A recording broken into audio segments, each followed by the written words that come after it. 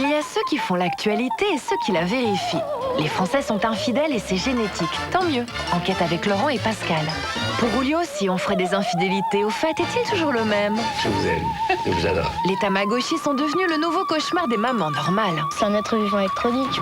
Heureusement, on leur a trouvé une nouvelle babysitter. Et s'ils apprenaient à danser la salsa avec Mia Fry? À moins qu'ils ne préfèrent le judo avec David Douillet. Qu'en pense Dieudonné? Il n'y a pas photo, c'est l'actualité sans cliché, ce soir à 22h30.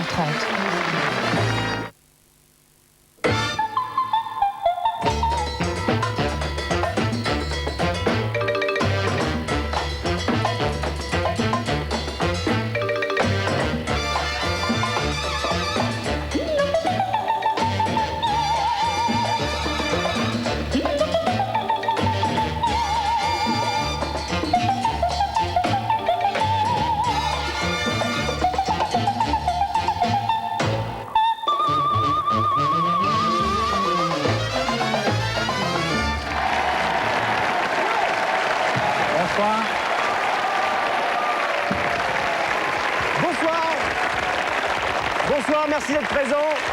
Merci d'être présent, bienvenue dans Il n'y a pas photo. Vous le savez, il y a ceux qui font l'actualité et puis il y a ceux qui la regardent. Comme dans chaque émission, nous allons donc vérifier et puis tester ces événements et ces phénomènes dont vous avez sans doute tous entendu parler ces derniers jours. Au sommaire ce soir, notamment... Le Tamagotchi chez les jeunes, c'est la folie. Pour les mamans, vous le verrez, c'est l'enfer. Nous avons découvert la première babysitter de Tamagotchi. Un an après son terrible accident de moto, il est redevenu champion du monde de judo. David Douillet sera l'un de nos invités. Pour l'occasion, nous avons lancé un défi à Marie-Claire Restou, une médaille d'or de 52 kilos. Aux États-Unis, la violence rapporte des millions de dollars. Nous recevrons une Française qui a accompagné son mari dans une compétition d'Ultimate Fight. Ces nouveaux combats où tous les coups sont permis. Dans Il n'y a pas photo, Rudy Ecclésias fait le bilan et annonce qu'il est enfin devenu un bon chanteur en même temps qu'un bon papa. Et puis nous parlerons d'infidélité, c'est nouveau et c'est scientifique. Tromper son mari ou sa femme, ce serait génétique. Et vous, que répondez-vous ? Nous recevrons aussi Dieudonné et nous retrouverons bien sûr notre cabine photo qui parle et qui vous piège en caméra cachée. Mais tout de suite... Moi, je vais vous parler de quelqu'un qui vous a fait danser pratiquement tout l'été. Si je fais ça, par exemple, vous savez ce que c'est, ça? La Macarena. Eh ben ça, c'est elle, par exemple. Ou alors, si je fais bien ou pas? Pas terrible, hein? Hein? C'était quoi, ça? Veste. Bon, on va arrêter, également. On va arrêter le supplice. Si je fais... Non? Non, on va arrêter le supplice. Elle le fait beaucoup mieux que Laurent, regardez. Et oui, elle vous a fait danser tout l'été. Merci d'accueillir Mia Fry. Mia Fry a 30 ans, c'est la créatrice de la danse de la Macarena et de la Sansa, la danse de l'été, chantée par Vest sur la chanson à l'année. Mais avant de vous déhancher comme elle, mesdames et messieurs, à mon avis, il y a du boulot. Bonsoir Mia. Bonsoir. Vous avez en fait donné des cours de cette danse dans le monde entier, dans tous les pays. Est-ce que vous attendiez quand même à ce succès planétaire sur une danse qui paraît effectivement assez simple au départ? Oui, non, pas du tout. C'est-à-dire que c'était vraiment une très très grande surprise. Mais c'est vrai que c'est prenant.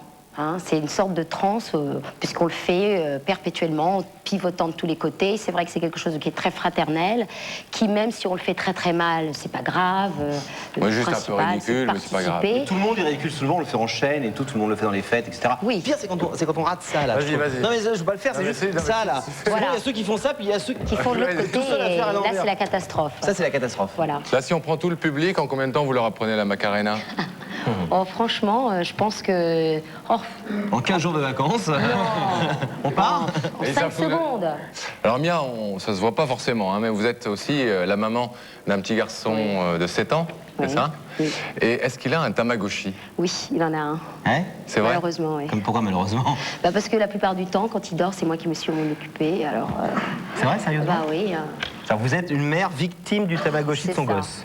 Complètement. Il faut que je fasse attention qu'il fasse sa petite crotte et tout ça. C'est assez pénible. Alors on va en parler tout de suite, Mia, effectivement, de cette folie du Tamagotchi oui. et puis les problèmes que ça crée aux parents. Mais pour mieux comprendre ce phénomène incroyable qui a démarré au Japon, où c'était les femmes qui achetaient des Tamagotchi pour remplacer en fait les bébés, en France, ce sont plutôt les enfants qui en sont fous, comme cette petite fille de 10 ans, regardez. Voilà, je m'appelle Chloé, j'ai 10 ans et demi, j'aime bien jouer avec mon Tamagotchi, il s'appelle Lolita. Le Tamagotchi est un petit être fragile qui dépend entièrement de vous. Sans cesse, il faut le faire manger, changer ses couches, le gronder ou le faire jouer en appuyant sur ses petits boutons. Et quand il n'est pas content, il se plaint en bipant. Je Je pense que c'est un peu comme une maman parce qu'on ne sait pas comment faire, c'est un peu difficile au début. Il a quel âge? 2 ans. Ah, il a 2 ans. Ah, ben, il a grandi. Il pèse combien? 14 grammes. Ah, 14 grammes. Je trouve qu'il grandit beaucoup trop vite. Le 4e jour, déjà, il est grand, il a déjà 4 ans. J'aimerais que le Tamagotchi reste bébé tout le temps. Est-ce que tu as l'impression qu'il existe parfois? Bah ouais, un peu, c'est un être vivant électronique, mais c'est un être vivant quand même. Puisqu'il marche sur son écran, il mange et il vit en fait. Là, il n'est pas discipliné, donc je vais le discipliner et là, il lit tout seul.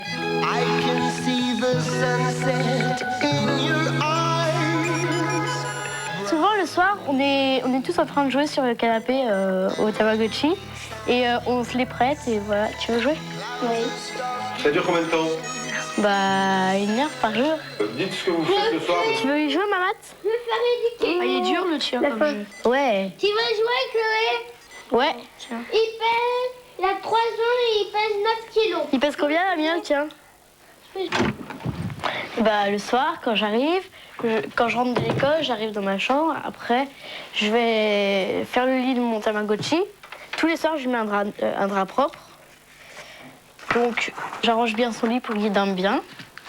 Et puis, après, je le mets dedans. Et d'abord, je vais éteindre la lumière pour qu'il puisse dormir. Et après, je peux dormir et j'éteins le son. Alors après, je dors. Parfois, je rêve de lui. Par exemple, l'autre fois, je rêvais qu'il avait des pattes et tout, qu'il sortait de son écran, qu'il a des cris de bébé et qu'il pleure. Et voilà. Et je me réveille après pour le soigner. L'autre fois, on était dans la voiture, je fais il va naître, comme ça. À la naissance, c'est marrant. Au début, il est sur une petite charrette et après, il apparaît sur l'écran. Bah, après, il gagne de l'amour, en fait. Il est content. Plus il gagne et plus il est content. Bah alors là, par exemple, je vais choisir l'option pour le poids. Voilà. Puis là, je sélectionne. Et là, je vois, par exemple, il pèse 12 grammes. Donc c'est un peu gros pour son poids. Et il a quelques mois, mais je vois pas combien il a de mois. Il n'y a qu'une case de rempli. Donc ça veut dire qu'il faut que je le fasse encore dormir. Mais même quand il fait dodo, le Tamagotchi est interdit à l'école. Bah moi, je l'accroche là. Et je me mets un pull long. Je l'accroche là, par le truc, là, comme ça. Et j'éteins le son. Et après, je mets mon pull par-dessus. Quand il sonne, que c'est pas de ma faute, que j'ai oublié de l'éteindre, et après, je regarde autour de moi pour faire style que c'est pas moi qui sonne. Moi, je trouve que, par exemple, c'est bien qu'on le voit naître et tout, et que quand il meurt, ça fait un peu de peine quand même. Parce que tu t'es occupé de lui pendant tous les jours de sa vie. Chloé, elle ressemble un peu à votre fils, bien? Je connais ça. Il faut dire que le Tamagotchi, pour ceux qui ne connaissent pas, c'est un animal virtuel. Il y a des petits chiens, il y a des petits chats, il y a des bébés, il y a tout un tas d'individus. Des dinosaures. Et en fait, vous gérez vraiment leur vie. C'est-à-dire le premier jour, vous appuyez sur le bouton, il naît, et puis après, il faut le changer, il se réveille la nuit. Voilà. C'est contenu dans ces petits œufs électroniques, voilà, comme ça. Alors, c'est vrai que Mial disait, on va y revenir, ça change parfois la vie à la maison d'avoir un Tamagotchi, étonnamment. Et pour mieux comprendre pourquoi, merci d'accueillir une maman de Tamagotchi, Laurence Gilles. Laurence Gilles a 40 ans. Elle est maman d'un garçon de 10 ans, Olivier. Laurence, au départ, en fait, le Tamagotchi, c'était pour pas acheter un hamster ou un poisson rouge. Hein. La première démarche des parents, et c'est pour ça, à mon avis, le succès de ce Tamagotchi vient de là, c'est qu'on se dit, chouette, enfin, on est débarrassé de ces problèmes, on sort pas le chien, on n'a pas la caisse du chat, on va donc prendre ça pour un prix relativement modique, et cet enfant, en plus, va pouvoir s'essayer à la responsabilité, donc tout est bien au départ. Et ça commence, quand on commence à tirer le petit truc et que cette bestiole virtuelle naît, et là, tout commence. L'enfer aussi. C'est pour ça qu'on vous a invité. Vous avez vécu un véritable enfer. C'est que votre fils, au bout d'un moment, au début, il était un peu accro à ça. Et tous les enfants sont accros à ça. Mais en fait, ce que je trouve extraordinaire, c'est que c'est exactement la même chose, c'est le même schéma qui se reproduit avec l'animal, le véritable animal. Que vous ayez un chat ou un chien et que vous ayez un Tamagotchi, c'est pareil. C'est-à-dire qu'on achète ça ou on prend un animal pour l'enfant, puis au bout de 15 jours ou un mois, on sait très bien que c'est On commence à le s'enlacer un petit peu. Qui s'en occupe, qui sortent le chien, qui change la caisse du chat, qui donne à manger aux bêtes. Et là, c'est exactement la même chose. Il se passionne pendant 15 jours. Et puis après, forcément, on prend le relais. Mais ce que je trouve extraordinaire, c'est qu'on prenne le relais d'une image virtuelle. Et c'est en ça que je trouve que cette invention est à la fois extraordinaire et dangereuse et étonnante, parce que les adultes finissent par prendre le relais des enfants. Bien, ça s'est passé pareil chez vous? Oui, vous l'avez sur vous, par exemple, oui, là, ce soir, le Tamagotchi? Bah oui, je suis obligée, hein, mon fils. Oula, il est en bonne place. Il dort. Sur le sein maternel. Voilà. Ce qu'il faut expliquer toutes les deux, c'est qu'en fait, quand le Tamagotchi ou l'animal virtuel est à la maison, on ne peut pas le laisser dans un tiroir. Il faut s'occuper de lui, il faut le langer, il faut lui faire ses besoins, il faut le nourrir, il faut le divertir, c'est ça? C'est ça, il faut jouer avec. Il y a des petits cœurs qui s'amenuisent. Et alors, il est tout d'un coup, il est triste. On dit, on ne va pas laisser cette pauvre bête. Puis comme vous l'avez fait naître, vous avez une responsabilité. Oui, mais c'est ça qui est monstrueux. C'est qu'on finit par se dire, oui, cette pauvre bête. Comme quelque chose d'humain. Mais le Tamagotchi, il faut toujours l'avoir sur soi. Parce qu'autrement, il meurt. Il pleure. Ça veut dire que, par exemple, il se laisse mourir. Vous prenez le bus, vous avez le Tamagotchi avec vous. Alors après, je vous dis pas la honte quand vous sortez votre Tamagotchi, que les gens vous... Mais ça le fait pas. Vous êtes tellement accro à ce moment-là et vous pensez tellement à votre enfant qui va rentrer de l'école et qui va dire maman, tu t'es pas occupé de ton Tamagotchi, que même en plein bus, vous donnez à manger au Tamagotchi. Au début, c'est très drôle et puis on le fait pour faire plaisir à l'enfant, mais après, c'est vrai que c'est prenant. C'est vraiment, j'aurais dû investir dans un cochon d'Inde. Donc en fait, au-delà du fait de faire plaisir à vos enfants respectifs et de se dire il va pas me gronder ce soir si le Tamagotchi est mort pendant la journée, vous êtes vraiment attaché, vous, à ce petit truc-là. C'est ça qui m'inquiète, mais c'est vrai. Nous aussi un peu, hein, mais... Oui, c'est vrai que... Vous voulez vous allonger, vous voulez qu'on en parle un petit peu, non? Oui, je voudrais bien, s'il vous plaît. Alors, il y a des parents qui ont plein de problèmes, Pascal. Il y a des enfants aussi qui n'ont pas forcément la chance d'avoir une maman qui s'intéresse au Tamagotchi ou qui veut se servir du Tamagotchi. Et nous, on a découvert quelqu'un qui, en Angleterre, fait une nouvelle profession. Elle a créé une profession autour de Tamagotchi. Elle est nounou pour ces petits animaux-là. Regardez. Comme les Français, les Anglais sont fous des petits êtres virtuels. Là-bas, le phénomène a même créé un nouveau métier, babysitter pour Tamagotchi. Comment ça marche? Combien ça coûte? Et comment qu'elle est cette nounou un peu spéciale? Deux journalistes de Yapa Photo ont testé ses services en amenant leur propre bébé. Bonjour, on avait entendu parler de vous, alors on s'est demandé si vous pouviez nous garder notre Tamagotchi un moment. Tout a commencé il y a environ 6 mois quand mon frère a eu son Tamagotchi. Quand il sortait travailler ou qu'il sortait le soir, il me demandait de s'en occuper. Et puis j'ai eu l'idée de passer une annonce dans la presse locale, ce qui m'a fait pas mal de publicité. Ensuite, les gens m'ont téléphoné d'un peu partout dans le pays. Au début, c'était pour rire. Et puis très vite, je me suis rendu compte que les gens étaient très demandeurs d'un tel service. Alors je me suis dit, pourquoi ne pas leur demander un petit peu d'argent? Avec Noël qui arrive, ça me permettra de faire quelques cadeaux en plus à mes enfants. Et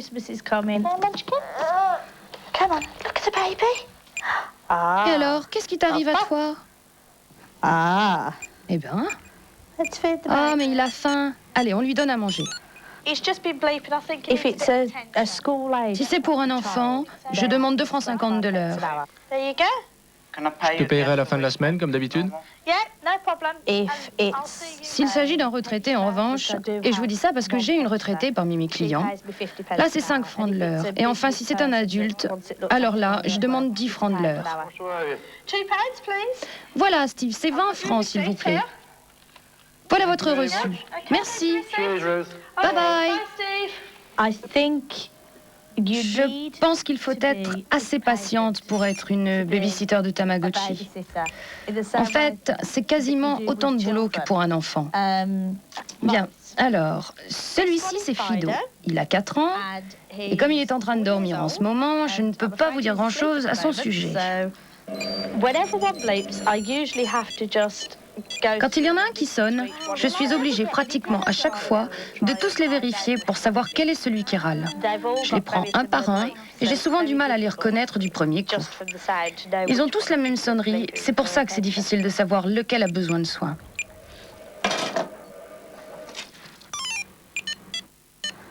What's up there? That one, I think.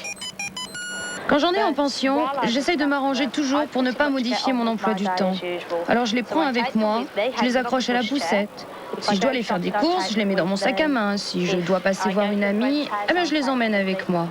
J'essaye de ne pas adapter ma vie en fonction d'eux. Je m'arrange pour aller là où j'ai envie et quand j'ai envie et faire ce que je veux.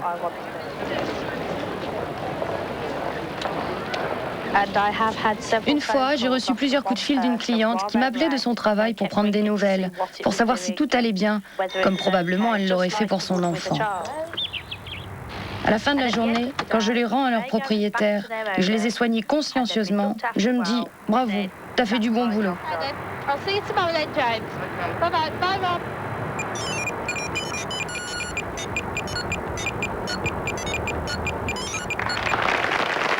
Ça vous tente toutes les deux, s'il y en avait en France des babysitters pour Tamagotchi? Oui, c'est une très bonne idée. Ouais. Oui, j'aimerais bien les coordonner à la fin. Vous ne seriez pas obligé de venir avec. Oui, c'est clair.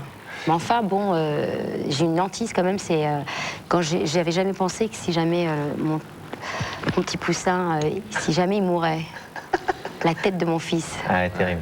Parce que c'est vrai que là, je me suis vraiment occupée, là, depuis 2 ans, je m'en occupe vraiment bien, je le bichonne, mais c'est vrai que j'ai jamais pensé à la mort. Est-ce que vous en prendriez un autre? C'est comme un chien. Même question pour les, oui, mais un bulldog. Je pense que Un bulldog oui. cette fois-ci, un truc plus... Je pense que oui. Oui, quand même. Bah oui, ça...